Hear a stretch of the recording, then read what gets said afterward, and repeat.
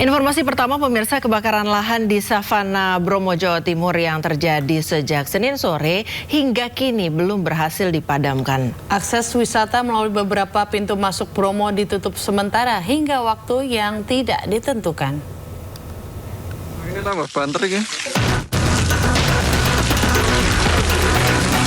Kebakaran lahan yang terjadi di Blok Bantengan, Kabupaten Lumajang ini nampak dari kawasan Savana Bromo. Api diketahui membakar kawasan tersebut sejak Senin sore. Petugas gabungan dari Balai Besar Taman Nasional Bromo Tengger Semeru, TNBTS, BPBD Kabupaten Probolinggo, dan BPBD Provinsi Jawa Timur sempat memadamkan api agar tidak menjalar. Namun kondisi vegetasi yang kering karena musim kemarau membuat api terus menjalar. Hingga Selasa pagi, api masih membakar hingga merambat sampai ke Blok Watu Gede dan Bukit Teletabis. Info sementara titik api itu kan mulai dari pergerakannya dari wilayah Lumajang.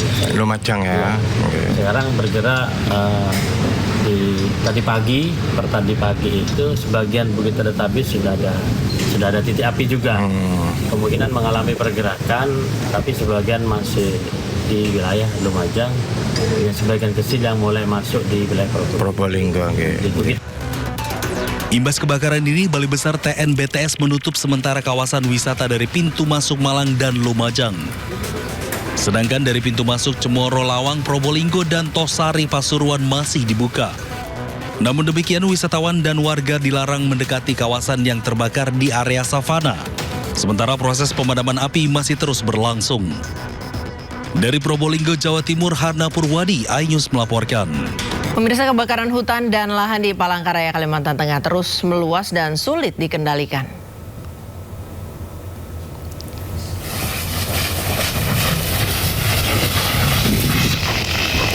Cuaca panas dan angin kencang serta lahan gambut yang kondisinya kering membuat api dengan cepat menjalar. Petugas gabungan terus berupaya melakukan pemadaman untuk memadamkan api agar tidak meluas.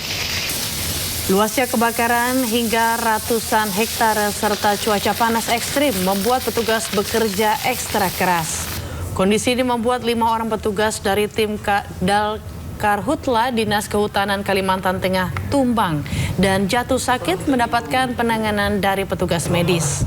Meski sejumlah petugas tumbang dan jatuh sakit, namun upaya pemadaman terus dilakukan oleh petugas gabungan lainnya untuk memadamkan kebakaran hutan dan lahan.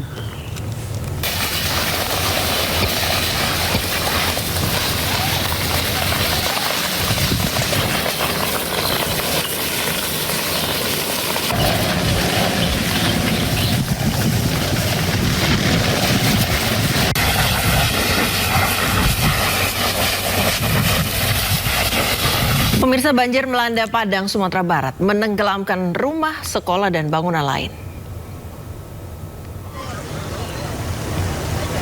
Tim pencarian dan penyelamatan setempat menggunakan perahu karet untuk mengevakuasi warga dari lingkungan yang dilanda banjir. Petugas juga berjalan menerobos banjir untuk dapat mengevakuasi 50 orang. Dari 15 lokasi di seluruh kota Padang, distrik yang paling parah terkena dampak adalah Kuranji, Koto Tangah, dan Bungus Telukabung. Tinggi banjir di seluruh titik pun bervariasi hingga yang paling parah mencapai 1,5 meter. Akibat bencana ini, sejumlah akses ke sebagian kota Padang juga terputus.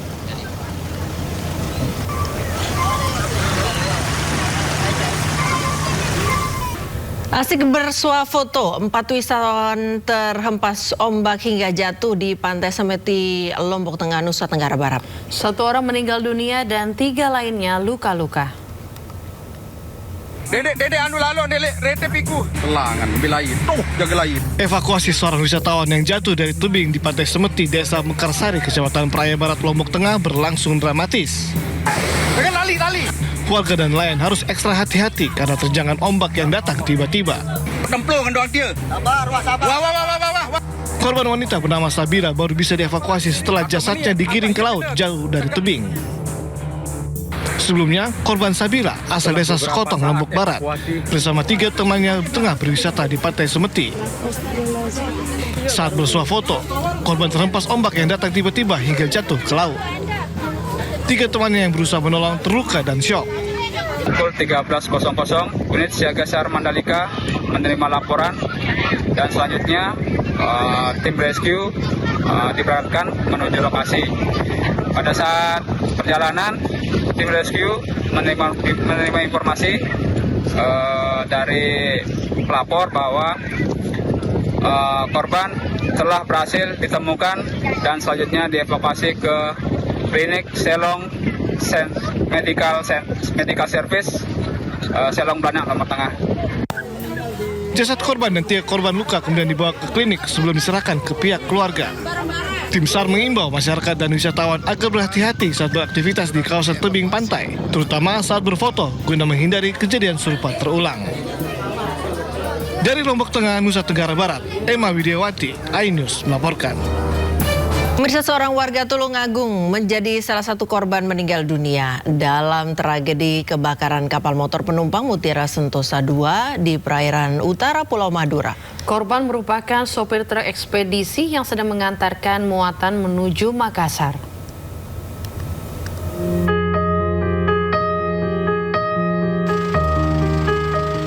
Sari Sukoco, 39 tahun, warga desa Sidorejo, Kecamatan Kauman, Kabupaten Tulungagung, Jawa Timur, menjadi salah satu korban meninggal dunia dalam kebakaran KMP Mutiara Sentosa II.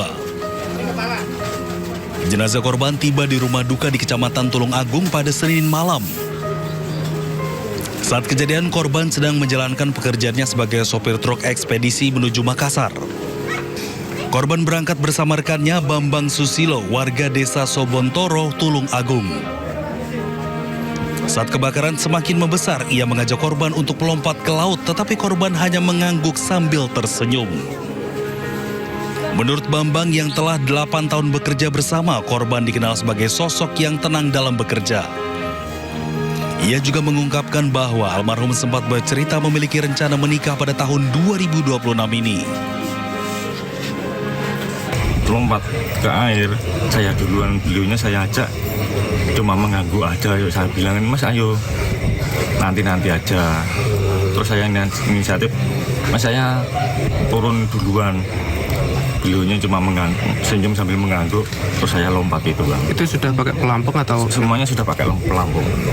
Nah, orangnya beliaunya itu ya asik lah orangnya, santai aja gitu.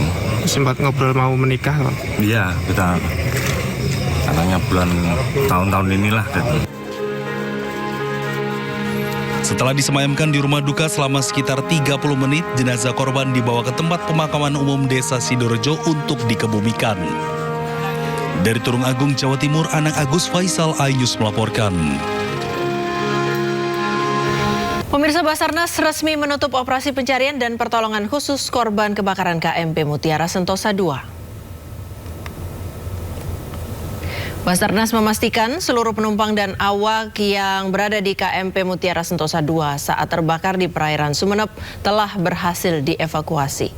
Dari total 238 orang yang berada di atas kapal, sebanyak 233 selamat, sedangkan 5 orang ditemukan meninggal dunia. Sebelumnya pada Minggu pagi, kapal penumpang KM Mutiara Sentosa II yang melayani rute Surabaya-Makassar mengalami kebakaran di perairan utara Kabupaten Sumeneb, Madura, Jawa Timur.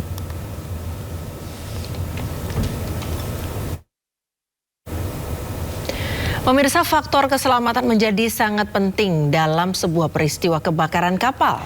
Dalam peristiwa kebakaran kapal KM Mutiara Sentosa II di perairan Sumeneb, Jawa Timur, tak nampak adanya sekoci penyelamatan yang disiapkan. Apakah terjadi kepanikan atau sebuah pengabaian? Berikut dialog Yudi Handoyo dengan Direktur The National Maritime Institute, Namarin Siswanto Rusdi. Tersebut di tengah laut, asapnya pekat tebal. Saya berpikir ini dalam kondisi seperti itu penumpangnya bagaimana ya untuk bisa mencari sisi untuk menyelamatkan dirinya, tentu sangat sulit ya. Dan ternyata betul ketika saya cek data dari tim di lapangan, berita yang ada begitu, rata-rata ini kesulitan bernapas, melompat ke laut hingga ada yang tenggelam, menghirup asap yang pekat, itu menjadi penyebab mereka meninggal dunia begitu Pak. Apa yang sebenarnya harus kita cermati dari ini Pak? Jadi begini ya, pertama itu crowd management di atas kapal. Jadi mengelola massa yang panik. Ini ada anunya nih, ada ilmunya, ada sertifikasinya, segala macam gitu loh. Nah ini yang terlihat dan sayangnya belum bisa diketahui atau belum ditanyakan ke para penumpang yang selamat itu bagaimana sebetulnya ABK mengendalikan kepanikan di atas kapal itu gitu. Karena kalau dilihat dari video yang ada sepertinya nggak jalan itu crowd management oleh ABK gitu loh Yud. Main lompat aja. Kemudian biasanya kan kapal kayak begini ada sekoci gitu loh. Itu saya lihat nggak ada sekoci itu dilepaskan atau diluncurkan gitu. Biasanya sekoci di kapal seperti ini tuh apakah disesuaikan dengan jumlah manifest penumpang yang ada Pak? Cukup untuk manifest yang ada di situ Pak? Iya, jadi kalau kapal yang mengangkut penumpang menurut aturan, ini aturannya udah internasional ya. Banyaknya alat-alat keselamatan ya, jaket pelampung, kemudian sekoci dan yang lain-lain itu 2 kali lipat seharusnya. Seharusnya 2 kali lipat dari jumlah penumpang. Iya, seharusnya itu menurut aturan yang lazim bagi kapal-kapal pengangkut penumpang. Jadi kapal pengangkut penumpang ini sebetulnya standar keselamatannya tinggi gitu loh. Tetapi di kita justru kapal-kapal penumpang seperti inilah atau Roro ya, ferry Roro seperti inilah yang paling banyak menelan korban. Apakah artinya justru sebaliknya Pak, jumlah alat evakuasi penyelamatannya justru jauh lebih sedikit dari penumpang total? Ya ini yang mungkin nanti menjadi temuan ya. Tetapi secara regulasi dia harus seperti itu gitu loh. Kalau ngangkut 500.000 dia punya jaket. Gitu kira-kira logikanya, sehingga semua orang kebagian bahkan tersisa gitu loh. Ini kan ada yang nggak pakai,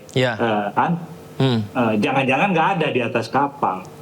Ini kan ada. Ini yang menjadi apa nanti ini menjadi penelitian atau investigasinya KNKT menurut saya. Tetapi ya, Ayu dan pemirsa, kita ke informasi selanjutnya yang sudah kita bicarakan tadi di awal program ini mengenai konten tanpa izin.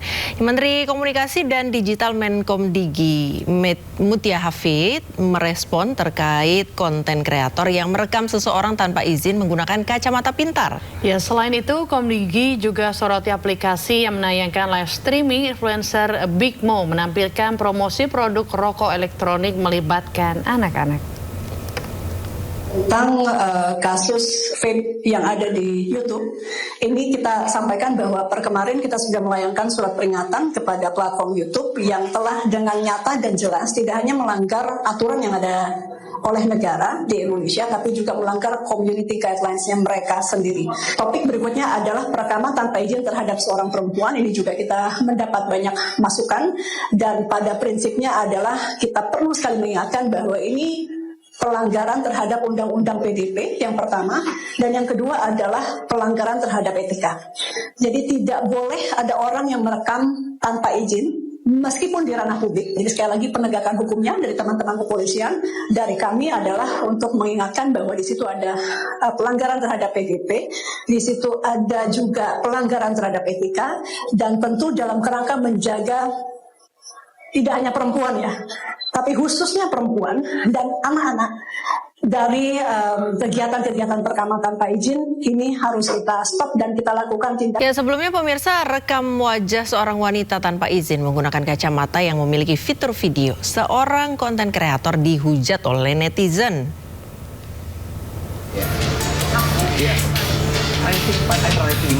Inilah sebuah konten yang jadi diskusi di dunia maya. Konten tersebut berisi wawancara langsung terhadap seorang wanita yang baru dikenal tanpa izin. Dengan alasan public space, seorang kreator bernama Brian Ebem berkesimpulan dia bebas ngonten dengan siapapun. Usai viral di media sosial, polemik pun terjadi. Pasalnya seorang wanita yang menjadi objek protes dan bersuara menghubungi kreator Brian Ebem di media sosialnya.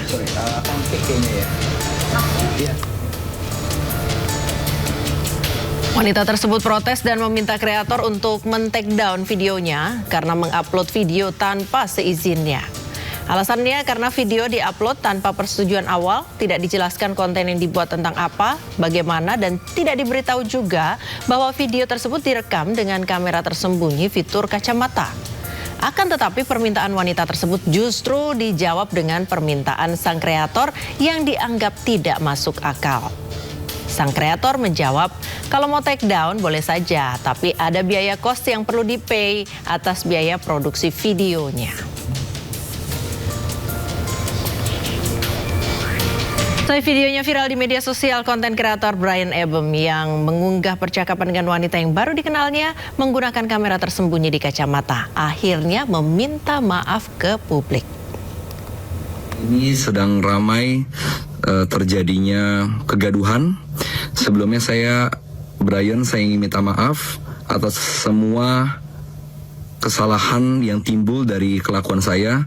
Saya tidak membenarkan, saya hanya meminta maaf atas semua pihak yang merasa dirugikan. Saya seharusnya memang tidak mengatakan atas ada biaya produksi ataupun kata-kata lain yang saya sampaikan di komen. Lagi-lagi saya hanya meminta maaf dan mengklarifikasi semua tuduhan, semua narasi yang beredar di sosial media. Kedepannya saya akan lebih hati-hati lagi dalam memposting video konten yang saya buat. Pemirsa, Anda masih menyaksikan Sindo Today bersama saya Raditya Ayu dan Priska Papilaya. Pemirsa, diduga karena jalanan licin dan kurang rambu lalu lintas, sebuah mobil jenis minibus terjun ke dalam jurang sedalam 200 meter di Poros Palopo Toraja. Akibatnya 3 orang penumpang dibawa ke rumah sakit. Sabar. Sebuah mobil jenis minibus terjun ke jurang sedalam 200 meter di Poros Palopo Toraja, Sulawesi Selatan. 3 orang penumpang ditemukan dalam kondisi tak berdaya. Salah satu di antaranya ditemukan berada di luar mobil, diduga terlempar dari kabin saat mobil tersebut terjun bebas. Dengan menggunakan sarung dan peralatan seadanya, warga saling pegangan untuk mengangkat dan menarik korban dari dalam jurang. Penyebab pasti kecelakaan masih diselidiki polisi, namun dugaan kuat karena kondisi jalan licin serta kurangnya rambu lalu lintas. Satu unit mobil yang merek Toyota Avanza bergerak dengan kecepatan tinggi, namun seketika berpapasan dengan salah satu kendaraan. Akhirnya kendaraan tersebut yang merek Avanza ini menghindar ke kanan, sehingga turun di bawah jalan dan lepas kendali sehingga jatuh. Kasus kecelakaan ini masih terus didalami Polres Palopo, sementara ketiga korban dirawat di Rumah Sakit Bintang Laut Palopo. Dari Palopo, Sulawesi Selatan, Nasruddin Rubaka, News melaporkan.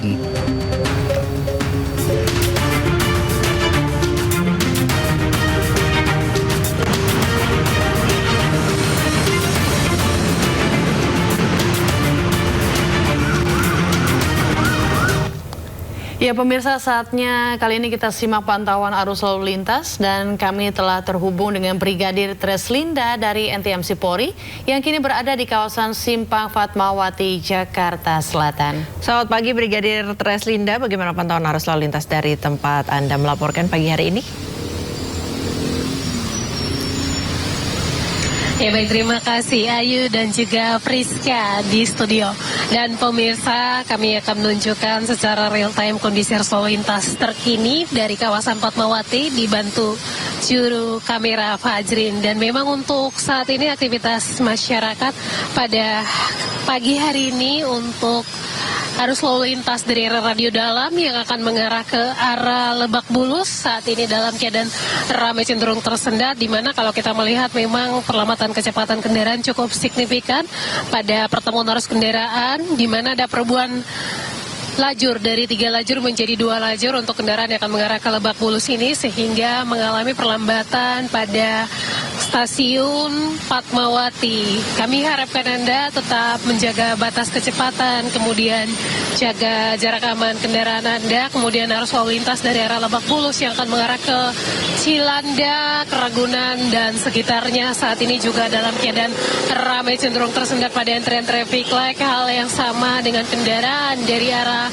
Pondok Labu yang akan mengarah ke arah Radio Dalam sampai saat ini dalam keadaan ramai cenderung tersendat dengan aktivitas masyarakat, di mana memang kalau kita melihat juga hingga saat ini aktivitas masyarakat di mana pengendara roda 2 juga masih ada pelanggaran-pelanggaran kasat mata seperti penggunaan helm standar SNI, dan juga banyak sekali kendaraan roda 2 yang melawan arus untuk menghindari antrian kendaraan pada traffic light. Kami menghimbau bagi Anda untuk selalu mematuhi rambu serta marka yang ada. Hal ini juga diatur melalui Undang-Undang Lalu Lintas pada pasal 287, kemudian helm standar SNI diatur melalui Undang-Undang Lalu Lintas pasal 291.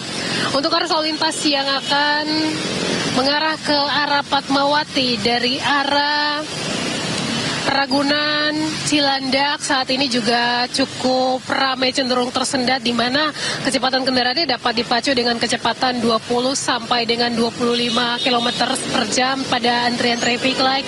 Selepas traffic light pun masih mengalami perlambatan kecepatan kendaraan untuk kendaraan yang akan mengarah ke Lebak Bulus.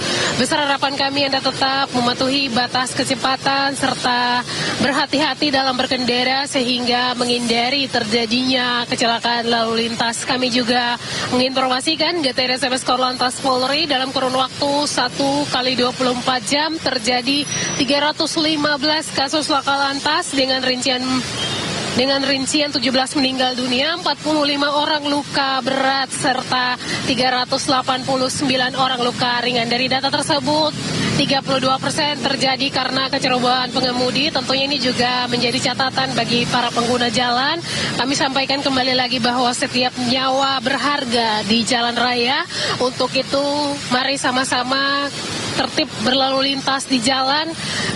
Kami juga menyampaikan bahwa setiap warga negara merupakan wajib dijaga oleh negara karena sebagai generasi penerus bangsa Indonesia. Untuk itu mari sama-sama kita tertib berlalu lintas di jalan raya.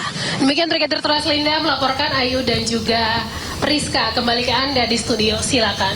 Ya, terima kasih Brigadir Treslinda atas laporan Anda dari kawasan Simpang Fatmawati, Jakarta Selatan. Selamat bertugas kembali dan salam presisi.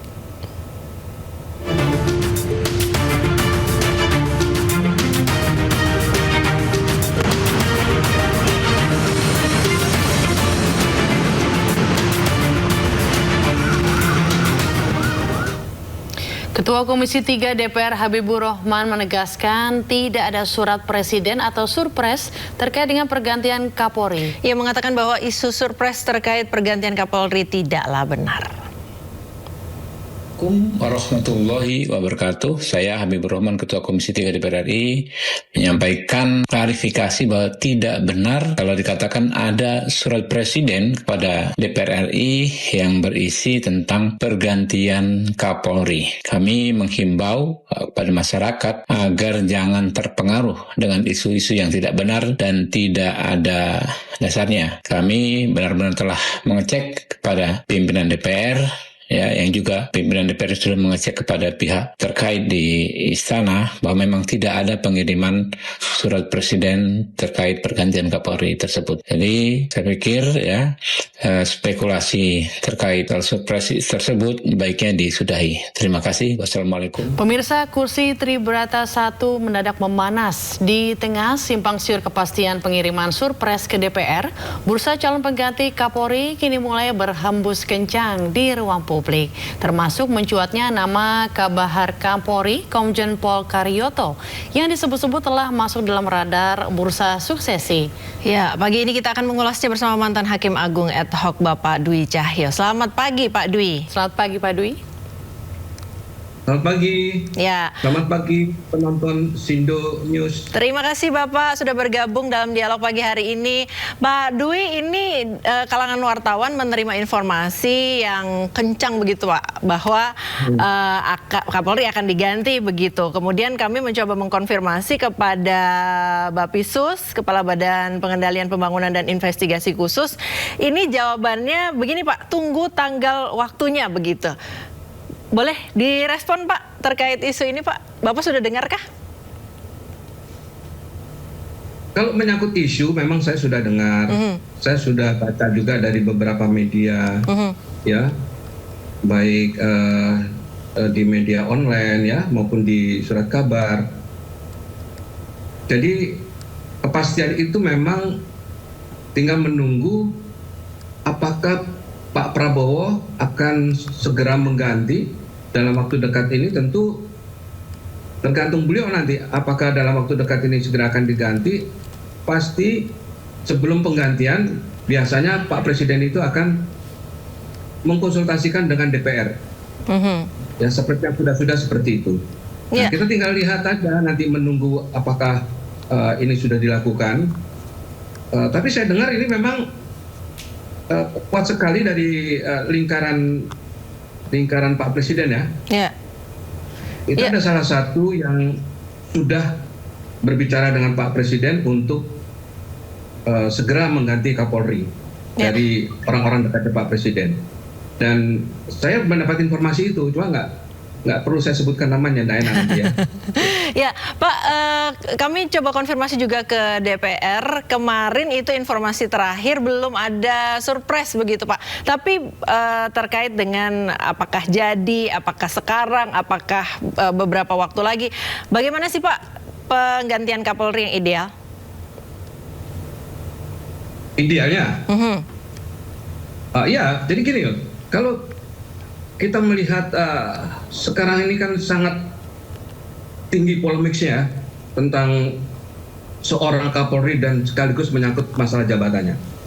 Kalau kita melihat dari perspektif good governance ya, coba kita lihat ke sana, bahwa sebenarnya kapasitas ideal Kapolri itu bukan hanya kuat memimpin secara struktural, tetapi mampu memastikan Polri itu dikelola dengan profesional, transparan, akuntabel, responsif, ya, partisipatif, dan taat hukum. Nah ini yang terakhir yang paling penting nih. Kemudian dalam konteks ini Kapolri itu sebenarnya adalah dia seorang pemimpin yang harusnya atau wajib bisa menerjemahkan kewenangan institusinya menjadi tata kelola yang dipercaya oleh publik, oleh masyarakat, ya, sehingga masyarakat itu merasa nyaman dan aman ketika berhadapan atau berada di institusi kepolisian ini. Begitu, Mbak. Ya, berarti Pak Dwi, ini apa parameter objektif yang seharusnya jadi acuan utama Pak dalam suksesi kepemimpinan Polri ini? Tolong diulang Mbak pertanyaannya. Berarti dari statement Bapak ini berarti apa yang menjadi acuan utama Pak dalam suksesi kepemimpinan Polri ini agar tetap berjalan profesional? Polri itu harus memastikan bahwa Polri itu tunduk pada hukum. Jadi bukan menganggap bahwa institusi Polri ini sebagai sumber hukum. Ya, sejauh ini yang berjalan bagaimana Pak? Profesional ya. Ya, sejauh ini yang berjalan bagaimana Pak? Sejauh ini kalau menurut penilaian saya 15 tahun menjadi Hakim Agung ad hoc ya. untuk menangani kasasi dan PK, dan saya ketika membahas di rapat-rapat pleno, ya, terutama menyangkut masalah pidana dan peristiwa hukum yang lain, itu memang lebih cenderung kepolisian ini melihat masih tebang pilih, ya. Ini kasus berkaitan dengan siapa, ini kasus berhubungan dengan siapa, itu masih terlihat sekali. Seharusnya tidak seperti itu. Nah, inilah peran Kapolri nanti yang dibutuhkan untuk kembali kepada jati diri seorang Kapolri. Yang tadi saya katakan, dia bisa menerjemahkan kewenangan institusinya itu, sehingga masyarakat merasa bahwa keberadaan Kepolisian Republik Indonesia ini benar-benar bisa bermanfaat untuk masyarakat. Banyak sekali memang persoalan-persoalan yang juga terlihat bahwa di situ adanya satu, ya mohon maaf kalau saya katakan sering terjadi kriminalisasi, itu benar. Ya, karena ya kami pun juga melihat kasus-kasus yang masuk di kasasi, yang kemudian itu kita bicarakan di dalam rapat pleno segala, terlihat sekali bahwa adanya satu perbuatan atau langkah-langkah hukum yang dilakukan dengan mengkriminalisasi seseorang. Nah, inilah yang dibutuhkan, bahwa Kapolri itu harus memastikan bahwa Polri tunduk pada hukum, bukan menganggap sebagai sumber hukum. Waduh, kalau menganggap sebagai sumber hukum, waduh, akhirnya ya seperti sekarang ini gitu. Jadi tidak lagi menghargai atau melihat pasal-pasal yang harus disangkakan kepada tersangka yang sedang diperiksa, tetapi harus benar-benar dia melihat bahwa seseorang ini kalau dinyatakan bersalah, itu memang harus tepat penempatan pasal-pasalnya. Nah, contohnya seperti itu. Jadi ya dalam konteks tadi saya katakan, dalam konteks good governance tadi, berarti bahwa tindakan kepolisian itu harus berdasarkan aturan, ya, harus berdasarkan aturan yang dapat diuji dan tidak diskriminatif. Ya, Bapak, ini tadi Bapak sempat menyinggung begitu, ada tebang pilih, ada kriminalisasi. Bisakah masyarakat berharap agar hal-hal seperti ini yang Bapak tadi sebutkan itu tidak terjadi lagi begitu? Menjadi kondisi yang betul-betul ideal penegakan hukum? Ya tentu masyarakat berharap seperti itu. Bisakah menjadi kenyataan Bapak di masa depan? Di masa depan memang secara struktural, ya, secara struktural dari kepolisian itu harus memangkas bagian-bagian yang memang tidak terlalu bermanfaat. Jangan terlalu banyak juga jenderal-jenderal yang atau bintang-bintang yang ada di Mabes Polri, tetapi tidak ada manfaatnya. Nah, ke depan itu untuk menjadikan satu institusi Polri ini lebih baik, ya, dan dia bisa menjadi pengayom masyarakat. Jangan sekarang ini pemilihan Kapolri itu orang-orang yang menjabat jabatan yang dipilih oleh Kapolri sekarang. Wah, ini saya nggak setuju. Harus dicari orang-orang, banyak kok di kepolisian tuh, banyak polisi-polisi yang baik itu banyak. Banyak polisi-polisi yang berintegritas itu masih banyak. Ya, saya punya beberapa kenalan yang bintang 2, bintang 3. Ya, saya menghargai integritasnya, pola pikirnya, melihat ke depan polisi harus seperti apa. Mungkin ada orang, oh ya dia sekarang nggak jabat aja bisa ngomong begitu. Kalau pejabat juga belum tentu, enggak juga. Saya yakin kasih kesempatan mereka-mereka yang sekarang ini tidak menjabat, tidak tersandera.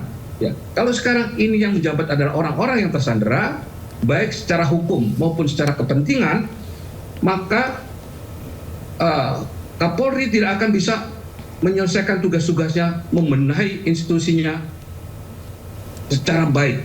Ya, nah itu yang paling penting. Jadi satu hal lagi yang saya sangat kritisi sebenarnya, persetujuan di DPR. Ya, ini saya bilang kalau sudah masuk ke DPR persetujuan ini, Kapolri kan harus minta persetujuan ke, bukan katanya, memang sudah berjalan itu seperti itu ya. Ya, adanya fit and proper di situ. Saya ambil contoh, Mbak. Saya melihat di institusi saya. Di institusi saya itu, setiap pemilihan hakim agung harus melalui fit and proper. Ya, fit and proper itu sangat politis sekali, sangat ada kepentingan sekali ketika seseorang tidak bisa diharapkan untuk menjadi kepentingan DPR.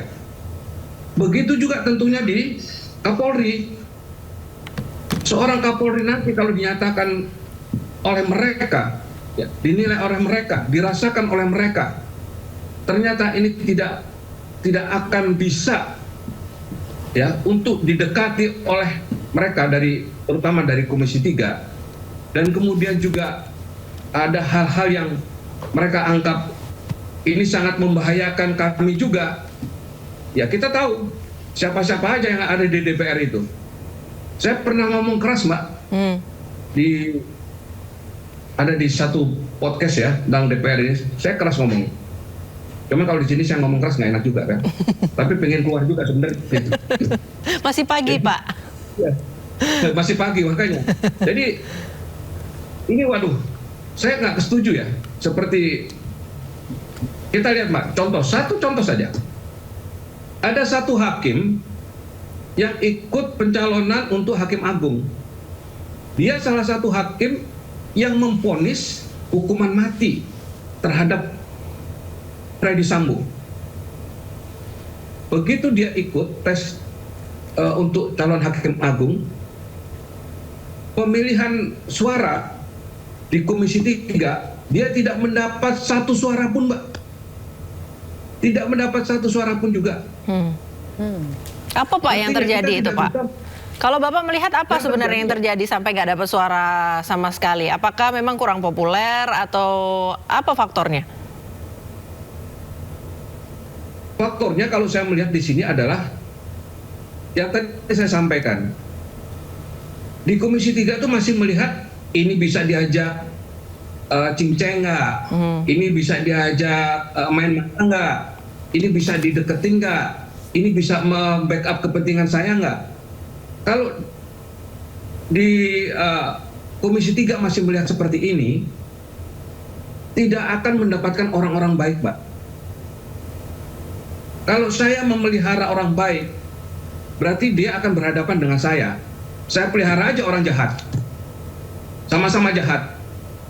Oh. Namun tidak semua jahat, ya. Tapi kalau mayoritas, rusak negara ini, rusak tatanan hukum ini, Mbak. Artinya Bapak ini krusial sekali ya Pak terkait dengan pelibatan lembaga pengawasan seperti Kompolnas, KPK atau rekam jejak putusan ya Pak ya, untuk memastikan calon ini sebelum dikirimkan nama-namanya ke DPR ya Pak ya. Iya, betul Pak. Jadi disinilah peran daripada DPR bagaimana untuk memastikan memilih putra bangsa terbaik untuk memimpin suatu institusi. Tapi saya masih tetap optimis ya bahwa Pak Prabowo masih mempunyai penilaian pandangan terhadap putra bangsa yang terbaik ini yang akan didudukan sebagai seseorang yang memimpin suatu institusi yang kelak akan bisa membantu kinerja Pak Prabowo. Baik. Saya masih punya keyakinan itu. Tetapi kalau tidak, wassalam. Menjadi keyakinan kita bersama Bapak untuk semua yang menjadi yang akan dipilih nanti, nama-nama yang juga akan diserahkan ke DPR, menjadi nama-nama yang memang layak untuk memimpin kepolisian dan menjadi kepanjangan tangan Presiden untuk penegakan hukum. Terima kasih Bapak Cahyo, mantan Hakim Agung ad hoc atas waktunya dalam dialog pagi hari ini di Sindo Today. Semoga... Mbak. Ya, Bapak? Halo? Satu lagi saya sampaikan. Baik. Saya pada waktu saya pernah kami dari FPP TNI, kebetulan saya berada di FPP TNI. Kami pernah diundang pada waktu pertemuan dengan tim reformasi Polri. Ya. Ya, kami dari FPP TNI juga sudah mengajukan beberapa usulan-usulan untuk perbaikan institusi Polri. Ya. Tapi saya nggak tahu apakah itu nanti dipergunakan, dipakai. Mudah-mudahan nanti dengan Kapolri yang baru, usulan kami yang dari FPP TNI, baik, ini bisa direspon. Ya, baik. Terima kasih. Itu informasinya. Baik, terima kasih Pak Dwi Cahyo. Selamat beraktivitas, sehat selalu Bapak. Kita harapkan yang terbaik. Ya, terima kasih Mbak. Pemirsa, 4 perusahaan milik Don Rito diduga menjadi tempat pencucian uang digeledah penyidik Kejaksaan Agung. Rangkaian penggeledahan untuk melacak aset dan aliran dana yang berkaitan dengan para tersangka.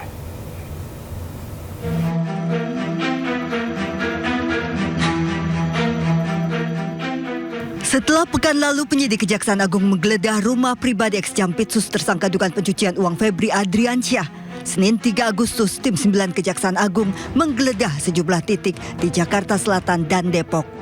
Tim 9 menggeledah 4 perusahaan milik tersangka Don Rito yang diduga menjadi tempat pencucian uang. Penggeledahan guna melacak aset dan aliran dana yang berkaitan dengan para tersangka. Penyidik juga menggeledah rumah tersangka lainnya Nurman Herin di Depok. Seluruh tindakan penyidikan tersebut telah dilakukan berdasarkan ketentuan acara yang berlaku dan merupakan bagian dari upaya penyidik untuk memperoleh alat bukti, memperjelas konstruksi perkara, serta melakukan penelusuran terhadap aset-aset yang diduga berasal dari hasil tindak pidana. Selain penggeledahan, tim 9 Kejaksaan Agung juga memeriksa 4 saksi. Penggeledahan dan pemeriksaan saksi dilakukan untuk memperoleh alat bukti, memperjelas konstruksi perkara, dan penelusuran aset yang berkaitan dari tindak pidana. Dari Jakarta, tim liputan iNews melaporkan. Kejaksaan Agung juga menggeledah rumah mantan Jaksa Agung Muda Tindak Pidana Khusus Febri Adriansyah. Dari penggeledahan tersebut, penyidik membawa sejumlah kotak kontainer yang diduga berisi barang bukti.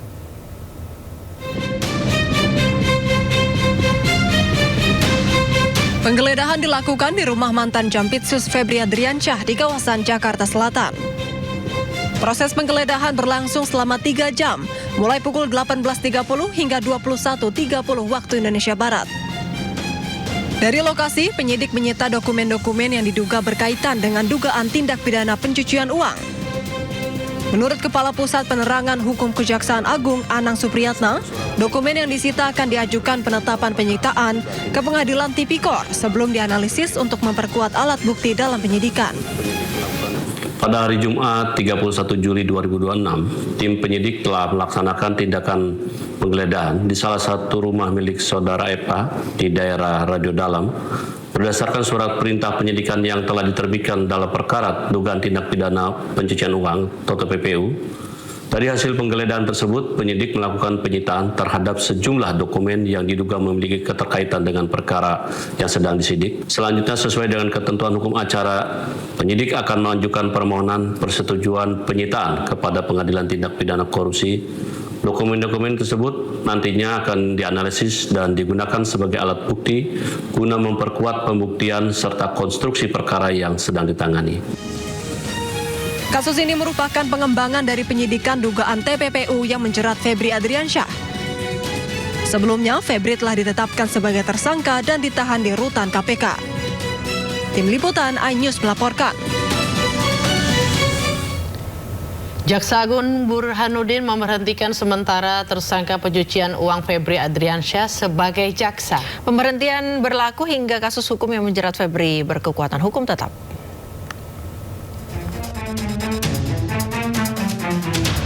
Febri Adriansyah terus menelan pil pahit. Setelah mengundurkan diri sebagai Jampitsus, lalu menjadi tersangka tindak pidana pencucian uang hingga ditahan. Kini mantan Jampitsus itu diberhentikan sementara sebagai jaksa. Kapus Penkum Kejagung Anang Supriyatna menyebut Jaksa Agung Burhanuddin sendiri yang memberhentikan Febri dan terhitung sejak 31 Juli 2026. Menurut Anang, bukan tanpa alasan Jaksa Agung memberhentikan sementara Febri sebagai jaksa, namun berdasarkan laporan tim 9 Kejagung. Tim yang sengaja dibentuk Kejagung untuk mengusut kasus dugaan korupsi dan tindak pidana pencucian uang yang menyeret nama Febri Ardiansyah. Keputusan pemberhentian sementara akan terus berlaku hingga kasus hukum yang menyeret Febri sudah berkekuatan hukum tetap. Tim Liputan iNews melaporkan. Pemirsa, mantan Jampitsus Kejagung Febri Ardiansyah melakukan perlawanan hukum lewat 2 permohonan pra-peradilan dalam penanganan kasus dugaan korupsi dan TPPU yang menjeratnya. Hal ini disampaikan tim advokat Febri Ardiansyah dalam konferensi pers siang kemarin. Gugatan pra-peradilan pertama yang akan dilayangkan adalah terkait upaya paksa Kejaksaan Agung dalam penetapan tersangka dugaan TPPU dan penahanan. Dan gugatan yang kedua terkait penetapan tersangka dalam dugaan korupsi dan pencucian uang, penggeledahan dan penyitaan yang dilakukan oleh Polda Metro Jaya dan Kortas Tipikor. Dalam kesempatan ini, tim advokat Febri juga mengungkap ada 9 kejanggalan dan potensi pelanggaran hukum dalam kasus yang menjerat kliennya. Pengajuan pra-peradilan rencananya didaftarkan hari ini. Secara jernih dipilah. Ini kita belum bicara substansi perkara ya. Advokat ya mengajukan 2 permohonan pra-peradilan. Jadi ada 2 permohonan pra-peradilan. Yang pertama, permohonan pertama terkait dengan upaya paksa ya yang dilakukan oleh Kejaksaan Agung Republik Indonesia dalam penetapan status tersangka ya dugaan tindak pidana pencucian uang dan upaya paksa penahanan. Itu yang pertama. Kemudian permohonan yang kedua terkait dengan upaya paksa status penetapan tersangka ya dalam dugaan tindak pidana korupsi dan pencucian uang ya serta penggeledahan dan penyitaan sebagai upaya paksa yang dilakukan oleh rekan dari kepolisian Polda Metro Jaya dalam hal ini atau Kortas Tindak Pidana Tipikor. Kedua permohonan tersebut memang kami akan ajukan secara terpisah karena ini juga bagian dari strategi yang dimungkinkan dalam hukum acara pidana, termasuk hukum acara pidana yang baru. Juga karena alasan objek dan tindakan memang diuji secara berbeda. Ya, jadi batu ujinya. Kuasa hukum Febri Ardiansyah menegaskan 2 gugatan pra-peradilan yang akan dilayangkan bukanlah cara untuk menghindari proses hukum. Ya, melainkan ini merupakan penggunaan hak untuk memastikan agar penegakan hukum sesuai dengan prinsip due process of law. Langkah tersebut bukanlah cara-cara atau langkah-langkah untuk menghindari proses hukum. Jadi ini perlu kami sampaikan sekaligus sebagai edukasi pada publik. Justru langkah-langkah ini merupakan penggunaan hak yang dijamin oleh hukum, dijamin oleh undang-undang untuk memastikan dalam porsi kami sebagai penyeimbang untuk memastikan agar penegakan hukum itu berjalan sesuai dengan prinsip due process of law. Ini penting sekali. Jangan sampai kemudian proses penegakan hukumnya keliru, melanggar aturan hukum, entah karena alasan apapun begitu ya, sehingga hak-hak orang terabaikan. Dikenal sebagai maklar kasus dan kawan dekat Febri Ardiansyah, Kejagung meminta LPSK melindungi Ferryanto Hongki Riwang. Sementara menurut pengacara Don Rito, Ferry justru biang kerok penyebab Febri dan Don Rito tersandung kasus korupsi.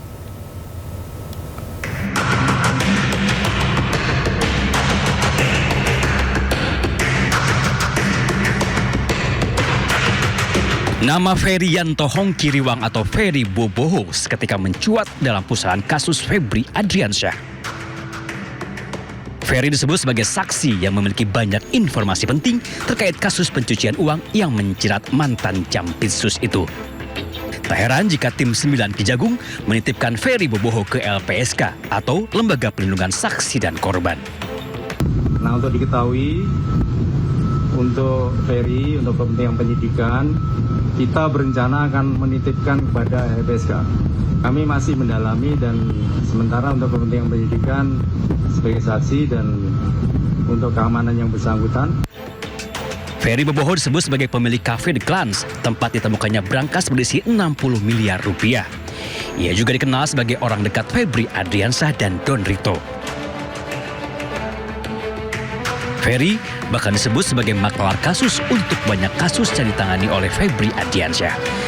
Namun belakangan Ferry justru disebut sebagai biang kerok penyebab dua temannya Febri Adriansyah dan Don Rito terseret kasus pencucian uang. Memang ada kerjasama dengan Ferry Boboho. Waktu itu dia kan pemegang merek dagang restoran Perancis. Kerjasama di situ. Kemudian bangkrut. Setelah bangkrut diambil alih full 100% Pak Idon, makanya diganti namanya menjadi Cafe The Clan Signature. Jadi Ferry Boboho sudah nggak ada hubungan dengan persoalan kafe. Biang kerok dia. Siapa, Pak? Ferry Boboho itu biang kerok dia. Sebelumnya, tim 9 Kejagung memeriksa Ferry Hongkiriwang bersama 10 orang lainnya. Mereka diperiksa sebagai saksi kasus pencucian uang yang menjerat Febri Adriansyah. Dari semua saksi yang telah diperiksa, hanya Ferry Boboho yang dititipkan ke LPSK untuk dimintai perlindungan. Pertanyaan kemudian menyeruak, informasi penting apakah yang dimiliki oleh Ferry Boboho? Tim Liputan Ainus melaporkan. Ke informasi lain pemirsa, para pencari suaka dari Gaza termasuk di antara ribuan migran yang terdampar di wilayah kantong Spanyol di Ceuta. Seorang warga Palestina mengatakan bahwa ia melarikan diri dari Gaza dan mencapai Maroko sebelum melakukan perjalanan berbahaya ke Ceuta. Warga Gaza menghabiskan waktu berbulan-bulan untuk mencapai Spanyol. Pencari suaka Palestina mengatakan perang dan krisis kemanusiaan di Gaza memaksanya mencari perlindungan di Eropa. Mereka termasuk di antara puluhan ribu orang yang terjebak dalam gelombang migrasi terbesar yang pernah tercatat di Ceuta, Spanyol.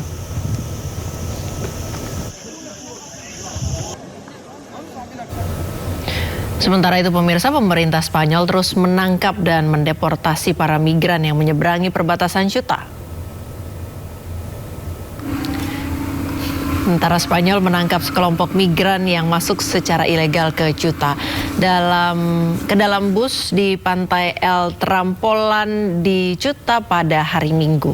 Operasi di pantai El Trampolan Ceuta ini dilakukan menyusul lonjakan migran dari Timur Tengah dan Afrika. Pihak berwenang Spanyol memperkirakan ada lebih dari 60.000 orang menyeberang ke wilayah Ceuta. Para pejabat mengatakan setidaknya 72 orang migran tewas akibat tenggelam di laut dan berdesak-desakan. Spanyol mengerahkan pasukan untuk memperkuat keamanan dan mendukung operasi kepolisian di Ceuta. Hingga kini pemirsa, kondisi di Selat Hormuz masih panas. Iran membantah adanya kesepakatan untuk membuka kembali jalur perdagangan strategis tersebut. Saat ini kapal-kapal masih mengantri untuk bisa melintasi Selat Hormuz. Kantor berita Fars Iran mengutip beberapa sumber yang membantah adanya kesepakatan untuk membuka kembali jalur strategis itu. Iran pastikan kondisi ini tidak berubah. Sumber militer Iran mengatakan bahwa jalur air akan tetap ditutup selama tindakan dan provokasi yang dilakukan oleh Amerika Serikat. Kapal hanya diizinkan melewati rute yang ditentukan oleh Angkatan Laut Iran, dengan izin rute lain dipastikan tidak aman. Presiden Amerika Serikat Donald Trump mengatakan telah menghentikan serangan yang direncanakan terhadap Iran. Tak hanya itu, Teheran dan negara-negara Timur Tengah lainnya telah meminta waktu untuk mencapai kesepakatan.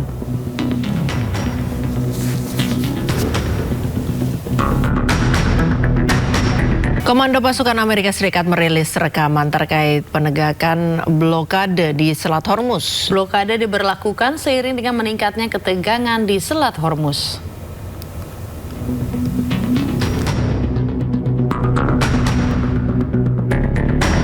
Militer AS telah merilis rekaman yang menunjukkan penegakan blokade maritimnya terhadap Iran. Rekaman yang dirilis Komando Pusat AS CENTCOM diduga menampilkan transmisi radio dari seorang perwira militer AS yang memerintahkan sebuah kapal yang tidak disebutkan namanya untuk mengubah haluan. Captain, you are requested to alter course to 190.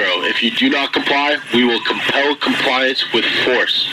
This is Warship 45. We will monitor your course for compliance at this time. Warship 45 standing by on 16 out. CENTCOM juga mencatat hingga 3 Agustus, pasukan AS telah mengalihkan rute 44 kapal komersial, termasuk melumpuhkan 2 kapal dan menaiki 2 kapal lain selama operasi penegakan blokade terhadap Iran.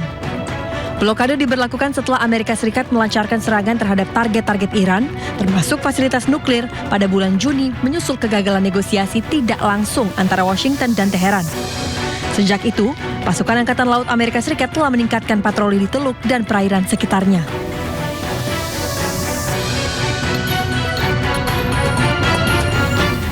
Presiden Amerika Serikat Donald Trump menyebut Amerika Serikat tidak akan membiarkan Iran mengambil kendali atas Selat Hormuz. Sementara itu, Iran mengancam dugaan rencana Amerika Serikat kuasai Selat Hormuz dan merebut cadangan energi Iran.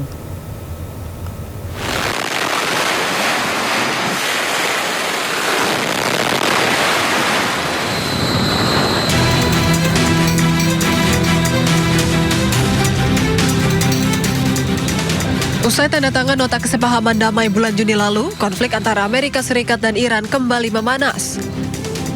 Iran mengecam Amerika Serikat atas dugaan rencana untuk menguasai Selat Hormuz dan merebut cadangan energi Iran.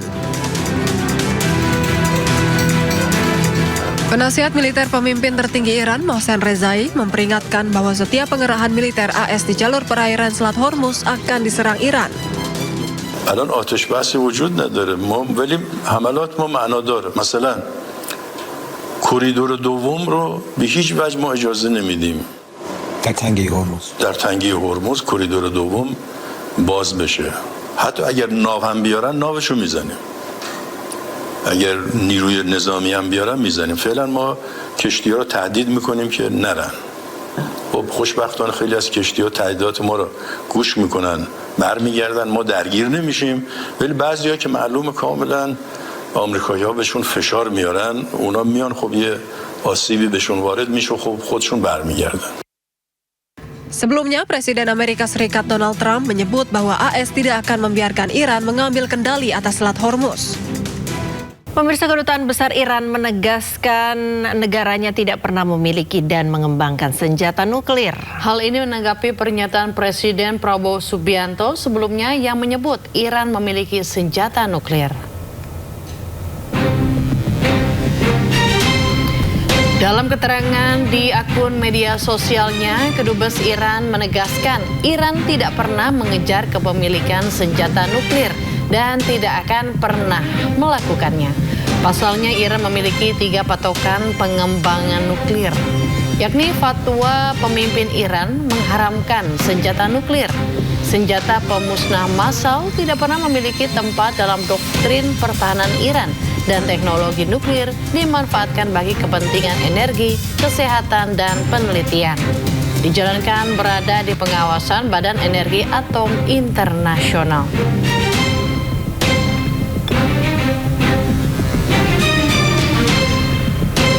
Informasi selanjutnya, pemirsa, Presiden Prabowo mengaku diminta Presiden Korea Selatan Lee Jae-myung untuk membantu membuka dialog dengan Korea Utara. Presiden menyebut permintaan itu disampaikan saat dirinya melakukan kunjungan kenegaraan ke Seoul pada April lalu. Ia pun menyatakan kesediaannya mengunjungi Pyongyang apabila diminta secara resmi untuk menjalankan peran tersebut. Prabowo menyebut kesiapannya memediasi merupakan bagian dari prinsip politik luar negeri Indonesia yang berupaya menjaga hubungan baik dengan semua negara, termasuk Amerika Serikat dan juga China. Kunjungan saya terakhir di Korea Selatan, di Seoul. Presiden Korea Selatan, Presiden Republic of Korea, ya kan, minta kepada saya, bisa nggak saya berkunjung ke Korea Utara untuk membuka semacam dialog. Saya bilang, saya dengan hormat, dengan rela, kalau Yang Mulia minta saya untuk ke Korea Utara, saya akan berangkat. Demikian saudara-saudara, ya. Indonesia dianggap tidak punya kepentingan mau mencampur dalam urusan dalam negeri negara manapun. Itu yang